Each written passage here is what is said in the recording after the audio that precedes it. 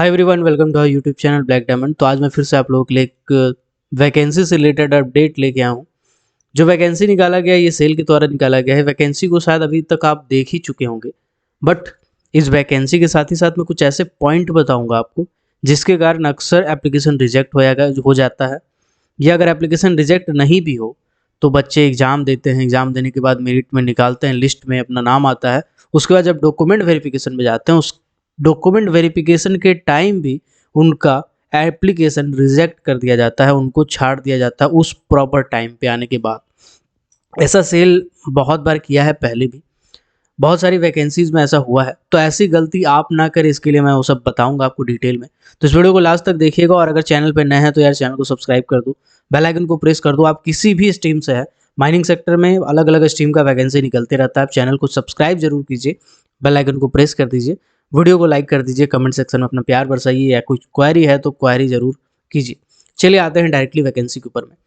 तो basically steel authority of India limited government of India की एक महारत्न कंपनी का स्टेटस से नवाजा गया है। इसको एक कंपनी है steel authority of India limited. ये न केवल स्टील का मैन्युफैक्चरिंग करती है, बल्कि इसका अलग अलग जगह पे माइंस भी है, मेटल का, कहीं कहीं कोल का भी माइंस है। तो उसके लिए ये वैकेंसी निकाली है मैनेजमेंट ट्रेनी का, मैनेजमेंट ट्रेनी टेक्निकल का वैकेंसी निकाली है, जिसको E1 ग्रेड में रखा गया है। ठीक है, तो E1 ग्रेड क्या होता है? E1 ग्रेड मतलब एग्जीक्यूटिव 1 ग्रेड, यानी कि जो अधिकारी होते हैं, या आप कह सकते हैं कि जो ऑफिसर्स होते हैं, उनमें जो पहला ग्रेड होता है वो E1 ग्रेड होता है। ऐसे कर करके अलग अलग कंपनी में अलग अलग ग्रेड तक जाता है। जैसे E7 तक, E8 तक ये जाता है, जनरली E7 तक ही ये ग्रेड जाता है। तो आपका स्टार्टिंग ग्रेड है, परमानेंट जॉब है, लाइफ सेटल है, लाइफ स्टाइल अच्छा है कह सकते हैं। इसमें अलग अलग डिसिप्लिन का वैकेंसी है। केमिकल इंजीनियरिंग का 3 पोस्ट है, सिविल का 3 पोस्ट है, इलेक्ट्रिकल का टोटल 26 पोस्ट है, इंस्ट्रूमेंटेशन का 7 पोस्ट है, मैकेनिकल का 34 पोस्ट है, मेटलर्जिकल का 5 पोस्ट है, माइनिंग का 14 पोस्ट है। टोटल 92 पोस्ट है, जिसमें SC ST OBC non criminal वाले ही भर सकते हैं। क्या इसमें अनरिजर्व वाले भर सकते हैं? नहीं भर सकते अनरिजर्व वाले किसी भी कैटेगरी में, क्योंकि ये एक बैकलॉग वैकेंसी है, स्पेशल ड्राइव की वैकेंसी है। तो स्पेशल ड्राइव की वैकेंसी आई है, तो इन फ्यूचर ये मैनेजमेंट ट्रेनी का वैकेंसी ओपन टू ऑल के लिए भी निकालेगी। रिजर्वेशन क्राइटेरिया जो सेंट्रल गवर्नमेंट का लागू होता है वही लागू होता है। एज लिमिट की बात करें तो OBC कैटेगरी के लिए 31 ईयर, SC ST कैटेगरी के लिए 33 ईयर, और PWBD कैंडिडेट के लिए आप 10 साल और बढ़ा लेंगे उतना चलेगा। डिपार्टमेंटल है तो 45 साल तक आप फॉर्म भर सकते हैं। ये आपका अपर एज लिमिट है। कैलकुलेट किस दिन का करेंगे? 31/12/2023 को आप एज लिमिट के लिए इसी को कंसिडर करके कैलकुलेट करेंगे। क्वालिफिकेशन की बात करें तो आपने डिग्री किया होगा, डिप्लोमा वाले अप्लाई कर सकते हैं क्या? नहीं कर सकते हैं। अगर आप डिग्री किए हैं इंजीनियरिंग में 65% मार्क्स के साथ तो आप अप्लाई कर सकते हैं। पिछली बार क्या हुआ था कि बहुत सारे बच्चे अप्लाई तो कर दिए थे, जोड़ जाड़ के जब उनका निकला था 65%, वो उनका फाइनल ईयर में था। मतलब मान के चलिए अगर डिग्री की है तो 8th सेमेस्टर में जो नंबर था वो 65% से ऊपर था। लेकिन बाकी सेमेस्टर का नंबर को जब जोड़ा गया था, सब सेमेस्टर को, मतलब फर्स्ट से लेकर के सेकेंड, थर्ड, फोर्थ, ऐसा कर करके 8 सेमेस्टर तक जब जोड़ा गया, तो इसका जो नंबर था वो 63 या 62 आ रहा था अनरिजर्व कैटेगरी में। तो इस कंडीशन में इनको रिजेक्ट किया गया था। तो ध्यान रखिएगा, इस चीज़ को बहुत ही ध्यान रखिएगा। आपका यहाँ पे एग्रीगेट जोड़ा जाएगा, एवरेज जोड़ा जाएगा। ठीक है, यहाँ पे लिखा भी है clearly, average of all semesters irrespective of the weightage given to any particular year by the institution और यूनिवर्सिटी। कोई फर्क नहीं पड़ता है कि आपका एक पर्टिकुलर सेमेस्टर में कितना नंबर था, आपको एवरेज सबको जोड़ के देना है। मतलब पहला सेमेस्टर से लेकर के, या अगर आप थर्ड सेमेस्टर में एडमिशन लिया लेटरल एंट्री वाला, तो थर्ड सेमेस्टर से लेकर के जो आपका फाइनल होगा यानी 8th सेमेस्टर होगा, यहाँ तक का टोटल नंबर जोड़िएगा और जोड़ के एवरेज निकालिएगा। अगर वो 65% से ऊपर है, उस कैटेगरी में आप फॉर्म भर सकते हैं। हालांकि यहाँ पे कुछ कुछ कैटेगरी वालों को लाभ दिया गया है, ठीक है, उसको भी ध्यान रखिएगा। चलिए आते हैं बात कौन कौन किस में अप्लाई कर सकते हैं। अगर मैकेनिकल वाले हैं तो मैकेनिकल इंजीनियरिंग किए तो अप्लाई कर सकते हैं। मैकेनिकल एंड ऑटोमोशन वाले मैकेनिकल के अंदर में अप्लाई कर सकते हैं। प्रोडक्शन इंडस्ट्री वाले भी कर सकते हैं। प्रोडक्शन इंजीनियरिंग टेक्नोलॉजी वाले इसके अंदर कर सकते हैं। Mechanical production and tool engineering, industrial engineering, technological, thermal, ये सब अप्लाई कर सकते हैं। आप इसको एक बार पॉज करके देख लीजिएगा आप इसके लिए एलिजिबल है या नहीं। मेटलर्जी में भी बहुत सारा सेक्शन दिया गया, वो अप्लाई कर सकते हैं। इलेक्ट्रिकल में भी बहुत सारा सेक्शन दिया गया है, वो भी अप्लाई कर सकते हैं। EC वाले, इंस्ट्रूमेंटेशन वाले, इलेक्ट्रिकल इंस्ट्रूमेंटेशन वाले सब अप्लाई कर सकते हैं। केमिकल में भी यहाँ बहुत सारा दिया हुआ है केमिकल वाला, सिविल में सिविल वाले कर सकते हैं, इंस्ट्रूमेंटेशन में अलग से निकाला गया है, इलेक्ट्रिकल वालों को डबल फायदा होगा, 2 जगह आप अप्लाई कर सकते हैं, ठीक है। माइनिंग वाले में कौन अप्लाई कर सकते हैं? जिन्होंने माइनिंग इंजीनियरिंग किया है, या माइनिंग इन टेक्नोलॉजी किया है, या माइनिंग एंड मशीनरी किया है, या फिर मिनरल इंजीनियरिंग किया है। इनमें से आप किसी भी कैटेगरी में हैं तो आप माइनिंग इंजीनियरिंग के अंदर में अप्लाई कर सकते हैं, ठीक है। चलिए यहाँ पे देखिए रिलैक्सेशन दिया गया है कुछ कैंडिडेट को।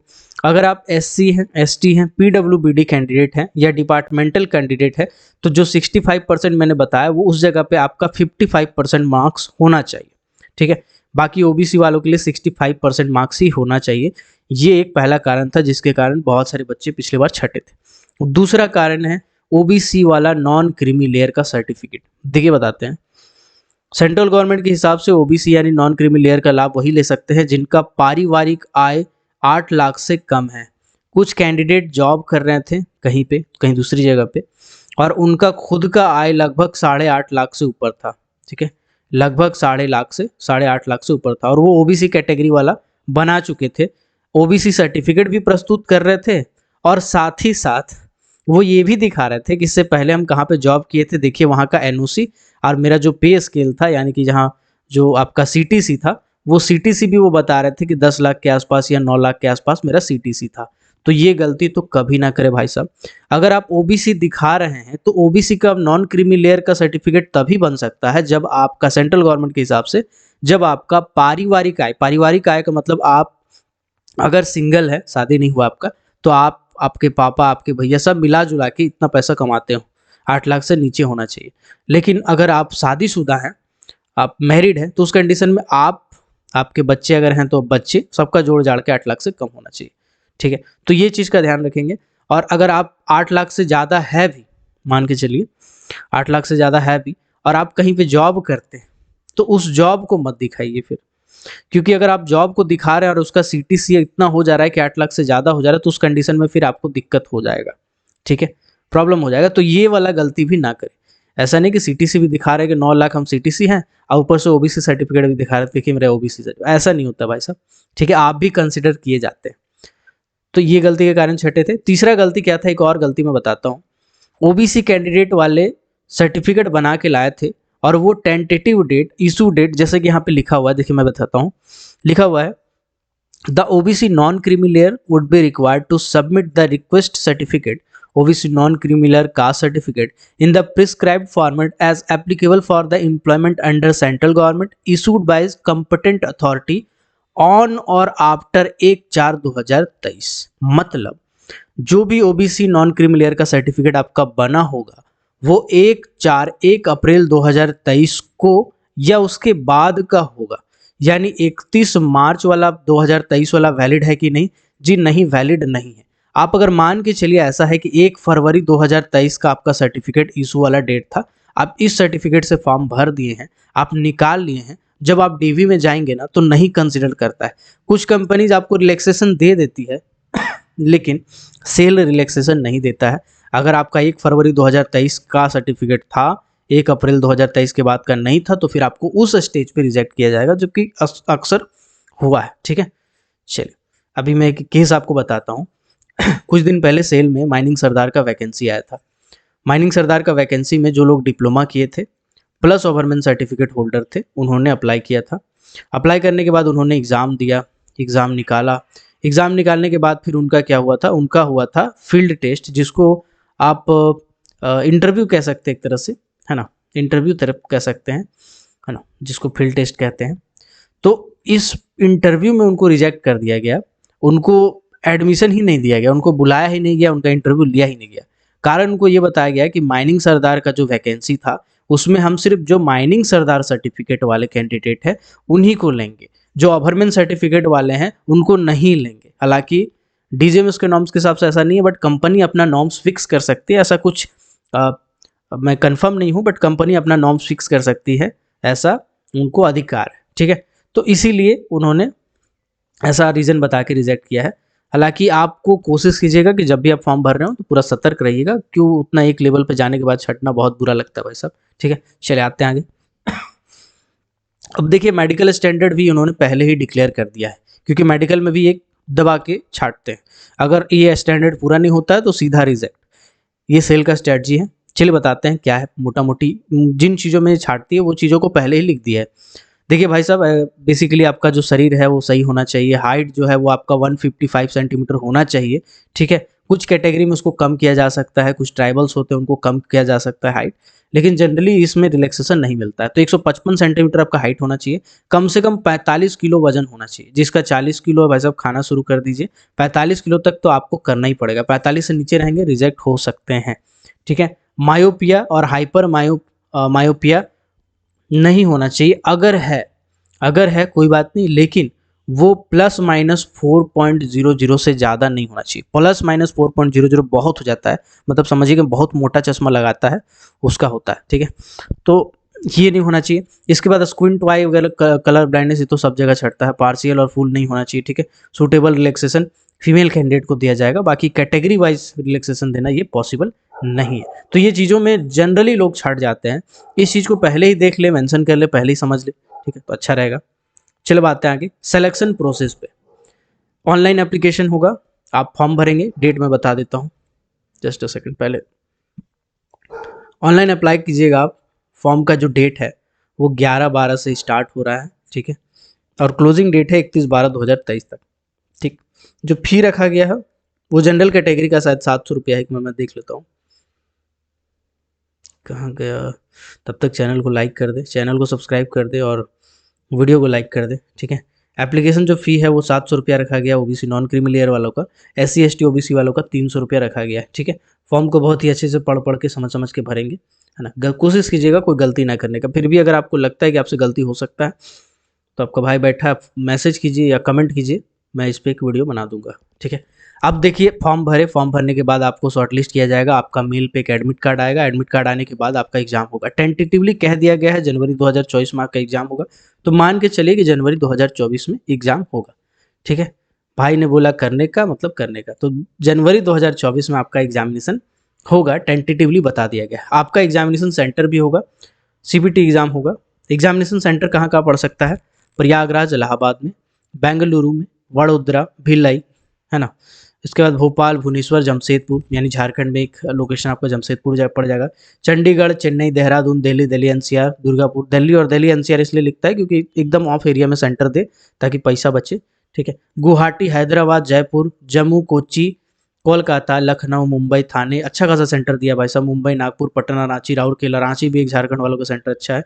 सेलम, त्रिची, तिरुचिपल्ली, विजयवाड़ा, विशाखापट्टनम, ये सभी जगह पे सेंटर पड़ेंगे। जनवरी में आपका एग्जामिनेशन होने वाला है, तो ताबड़तोड़ तैयारी शुरू कर दीजिएगा। प्रोसेस क्या है पूरा, मतलब पैटर्न क्या है एग्जाम का मैं बताता हूँ। देखिए पैटर्न यही है कि 200 नंबर का आपका होगा परीक्षा ठीक है। ये होगा टोटल 2 ग्रुप में, ठीक। पहला जो ग्रुप होगा, फर्स्ट ग्रुप जो होगा वो आपका होगा टेक्निकल का। टेक्निकल का मतलब कि जो आप जिस फील्ड से, जिस डिसिप्लिन से रिलेटेड हैं, उस डिसिप्लिन का आपका एग्जामिनेशन होगा, ठीक है। इसमें क्वेश्चन कितने पूछे जाएंगे, 50 क्वेश्चन पूछे जाएंगे, ठीक है। इसमें लिखा नहीं है बट पहले का पैटर्न मैं बता रहा हूँ। 50 ठो क्वेश्चन पूछा जाएगा और इस 50 क्वेश्चन के लिए आपको 40 मिनट दिया जाएगा। मतलब अगर हिसाब कीजिएगा तो 0.8 कह सकते हैं, मतलब 1 मिनट में, 1 मिनट का 1/1 मिनट का 8वां भाग, मतलब अच्छा खासा टाइम है आपके पास फिर भी एक क्वेश्चन को सॉल्व करने के लिए, ठीक है। 40-45 सेकंड के आसपास आपको 1 सेकंड एक मिलेगा एक क्वेश्चन पे। ऐसा नहीं कि क्वेश्चन स्किप हो जाएगा, एक सेक्शन के लिए आपको 40 मिनट मिलेंगे। 40 मिनट में 50 क्वेश्चन आप जितना ताबड़तोड़ टिक मारना है मार लिए, ठीक है। इसमें एक चीज़ ध्यान रखिएगा, नेगेटिव मार्किंग का जिक्र नहीं है, ठीक है। लेकिन ऐसा नहीं कि नेगेटिव मार्किंग नहीं है। सेल में पहले भी ऐसा हुआ है कि एडवर्टाइजमेंट में क्लियर नहीं किया जाता है कि नेगेटिव मार्किंग है कि नहीं। एग्जाम सेंटर में जब आप नोटिफिकेशन पढ़ते हैं वहाँ बोला जाता है कि भैया नेगेटिव मार्किंग है, तो ध्यान रखिएगा इसमें नेगेटिव मार्किंग होता है जनरली, ठीक है। पैटर्न चेंज कर दे तो अलग बात है, लेकिन नेगेटिव मार्किंग होता है, ऐसा दिमाग में लेकर तैयारी करिएगा, ठीक है। प्लस इसमें 5 ठो ऑप्शन होता है भाई साहब, कन्फ्यूज प्लस और कन्फ्यूज, 5 गो ऑप्शन होगा, नेगेटिव मार्किंग रहेगा, ठीक है। पहला जो आपका पार्ट है ना। एग्जाम एक ही टाइम होगा, ऐसा नहीं सोचिएगा कि आप एग्जाम दिए उठे फिर टिफिन खा के आए फिर दूसरा एग्जाम दिए, नहीं, एक बार बैठे कंप्यूटर में चिपक के तो बैठे हैं। तो पहला सेक्शन आपका टेक्निकल होगा, 50 क्वेश्चन पूछा जाएगा, 40 मिनट आपका टाइम दिया जाएगा। जैसे 40 मिनट ओवर होगा आपका स्क्रीन से ग्रुप ए का यानी पार्ट ए का क्वेश्चन सब हट जाएगा, ऑटोमेटिक सबमिट हो जाएगा और पार्ट 2 का क्वेश्चन आ जाएगा जिसके लिए आपको 80 मिनट का समय दिया जाएगा और इसमें 100 क्वेश्चन होंगे। इसमें क्या होंगे?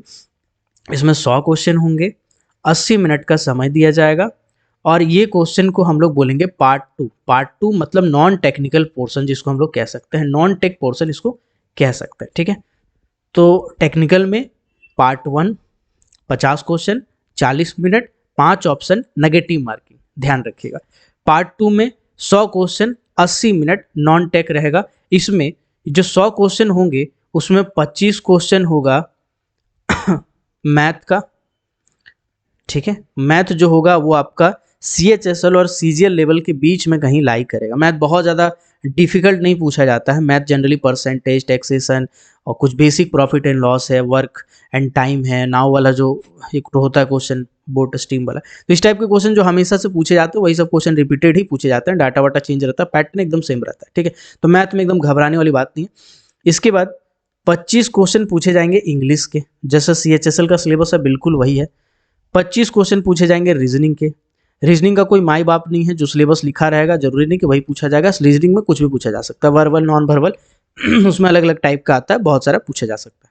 और 25 क्वेश्चन रहेगा जनरल अवेयरनेस। जनरल अवेयरनेस में static GK, dynamic GK plus current affair ये सब मिल जाता है। तो ये आपका पूरा का पूरा पैटर्न है, सिलेबस है भाई साहब। जो पिछले एग्जामिनेशन हुए हैं उनको देखते हुए मैं ये सिलेबस लिख रहा हूँ।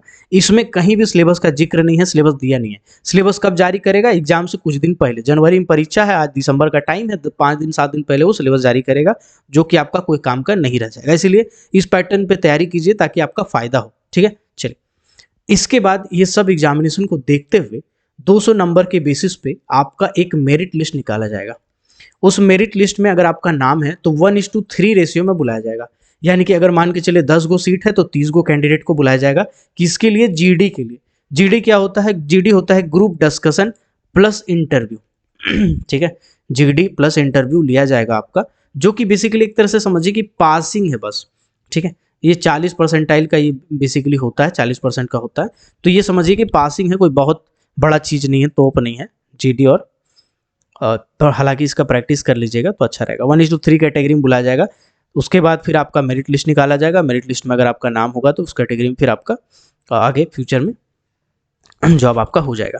पूरा परसेंटाइल यहाँ पे लिख दिया गया है। 75 नंबर आपका निकाला जाएगा CBT का। CBT में जितना भी नंबर लाए हैं 200 आउट ऑफ 200, उसमें 75% लिया जाएगा। इसके बाद ग्रुप डिस्कशन में आपका 10% नंबर उठाया जाएगा, जितना भी नंबर आप स्कोर किए हैं। जनरली 50 नंबर का शायद होता है। इंटरव्यू में आपका 15% उठाया जाएगा और तीनों को जोड़ के 100% होता है, ठीक है। तो तीनों को जोड़ के आपका 100 परसेंटाइल करके एक लिस्ट निकाला जाएगा। अगर उस लिस्ट में आपका नाम है तो आपका सिलेक्शन हो गया, नहीं है तो नहीं होगा। उसके बाद फिर आपका डॉक्यूमेंट वेरिफिकेशन होगा, बायोमेट्रिक वेरिफिकेशन होगा। बायोमेट्रिक वेरिफिकेशन का मतलब कि आपका जांच होगा, ठीक है, कुल मिला करके कि आप वही हैं कि नहीं है। इसके बाद फिर आपका मेडिकल होगा। मेडिकल के बाद आपका ज्वाइनिंग होगा। जब ज्वाइनिंग होगा तो फिर उस कैटेगरी में आपको कम से कम 1 साल का ट्रेनिंग में रखा जाएगा। यहाँ पे लिखा हुआ है ट्रेनिंग 1 साल का कराने के बाद फिर आपको पोस्टिंग दे दिया जाएगा। जब आपका ट्रेनिंग होगा तो इनिशियली आपको 50,000 टका पर महीना ऑफर किया जाएगा। जब आपका 1 साल का ट्रेनिंग खत्म हो जाएगा तो 50,000 टका बेसिक बन जाएगा।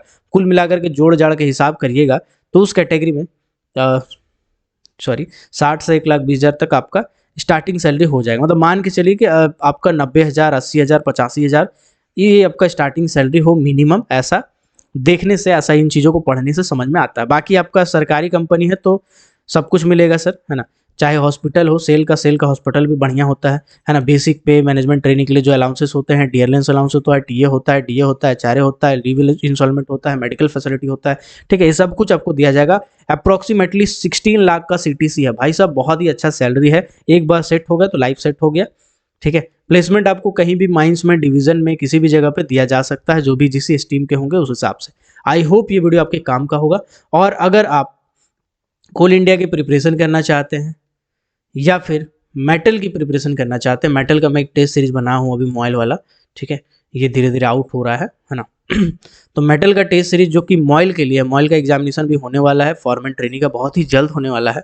इसका टेस्ट सीरीज में बनाया हूँ पूरा का पूरा मॉयल के प्रीवियस ईयर क्वेश्चंस को देखते हुए, एनालाइज करते हुए। और इसका फी बहुत ही कम रखा हूँ, 459 रुपीज़। अगर आप मॉयल का टेस्ट सीरीज ज्वाइन करना चाहते हैं तो मुझे व्हाट्सअप पे मैसेज कीजिएगा। मैं आपको व्हाट्सअप अपना एप्लीकेशन का लिंक दे दूंगा, उससे आप डाउनलोड करके डायरेक्टली उसमें आप सब्सक्रिप्शन ले सकते हैं। फिर ये आपका लाइफ टाइम का ऐसा नहीं है, मॉइल आप ले लिए, जब तक एग्ज़ाम नहीं होगा, रिजल्ट नहीं आएगा, तब तक आराम से एग्ज़ाम आप दे सकते हैं, इसमें टेस्ट दे सकते हैं। कोशिश करूँगा मैं 10 से 12 कम से कम मॉक टेस्ट डालूँ, और मैं पहले बता देता हूँ मेरा प्रीवियस रिकॉर्ड है, जितना मैं बोलता हूँ उससे ज़्यादा मैं डाल देता हूँ। तो ये आपके लिए फ़ायदा ही होगा, ज़्यादा टेस्ट होगा तो और आपका काम आएगा। जो व्हाट्सअप नंबर है वो मैं लिख रहा हूँ, अगर आपको मॉइल का टेस्ट सीरीज लेना है तो इस व्हाट्सअप नंबर पे संपर्क करें। अगर कोल इंडिया का क्लासेस भी ज्वाइन करना चाहते हैं तो व्हाट्सअप नंबर पे संपर्क करें, यानी व्हाट्सअप पे मैसेज करें 6200 670 155। इस व्हाट्सअप नंबर पे आप मैसेज कीजिएगा, ठीक है, बाकी मैं डिटेल बता दूंगा। तो मिलते हैं अगले किसी और वीडियो में किसी और टॉपिक के साथ, तब तक के लिए keep watching, keep supporting, till then जय हिंद।